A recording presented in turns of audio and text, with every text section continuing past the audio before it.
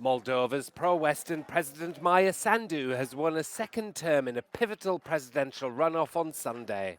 Sandu took more than 55% of the vote in an election overshadowed by claims of interference.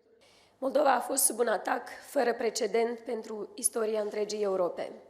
Bani murdari, cumpărare ilegală de voturi, implicarea în procesele electorale a unor forțe ostile din afara țării și a unor grupări criminale, minciuni, inducerea urii și a fricii în societatea noastră.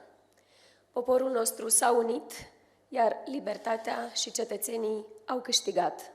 Sandu's challenger was the Russia-friendly former Prosecutor General Alexander Stoyanoglu, who finished well behind her with just under 45%. Moldovan police said on Sunday they had reasonable evidence of organised transportation of voters, illegal under the country's electoral code, to polling stations. And the Foreign Ministry said polling stations in Germany and the UK had been targeted by false bomb threats intended to stop the voting process.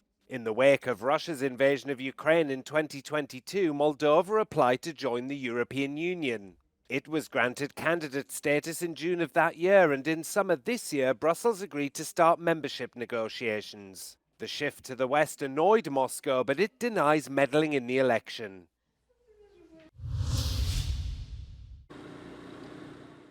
"4,000 additional soldiers from Madrid and other parts of Spain arrived to support rescue teams in their search for missing people as they drain water and mud from underground parking garages across Valencia. Parece ser que alguien vio entrar gente pero no vio salir. Entonces, en este momento no sabemos, y hasta que lleguemos abajo y podamos comprobar no sabremos a ciencia cierta. El caso es que bien es cierto que el agua entró con tanta virulencia que arrastró todo hasta el fondo. 214 bodies have so far been recovered, mostly in the eastern Valencia region, as tsunami-like floods swept across the region last week. A wave of volunteers took to the streets and joined the cleanup efforts, but with more heavy rain expected to hit the region, a warning was sent out requesting people to stay at home and off the roads.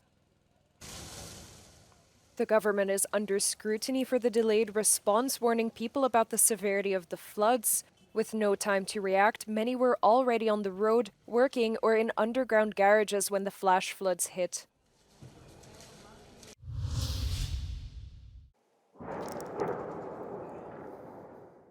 Russia launched 96 drone attacks on Ukraine from Saturday to Sunday, with Ukraine's Air Force claiming to have shot down 66, according to its official Telegram channel. Kyiv, Sumy, Chernihiv and Kharkiv were reported to be among the 10 affected regions. As a result of one of the strikes, debris damaged civilian infrastructure in Kyiv. On Sunday, Russia announced it had captured the village of Vishneve in the Donetsk region, near the strategic hub of Pokrovsk. Ukrainian President Volodymyr Zelensky wrote on social media that Russia had delivered over 900 bomb strikes, 30 missiles and nearly 500 Shahed drones across Ukraine in the past week. Meanwhile, the Russian state news agency reported that Russian air defenses destroyed 19 Ukrainian drones across at least 3 regions. Palestinian officials say an Israeli drone strike hit a group of people gathered outside in Khan Yunis in southern Gaza, killing at least 8 Palestinians, including 4 children.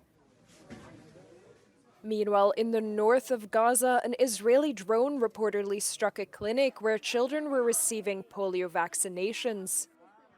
The World Health Organization said the attack jeopardizes the health protection for children and that it may deter parents from bringing them in for the vaccinations.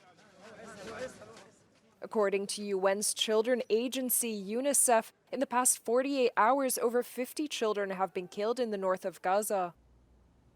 Meanwhile, Israel announced that they recently carried out a ground raid into Syria and seized a Syrian citizen who they say was involved in Iranian networks.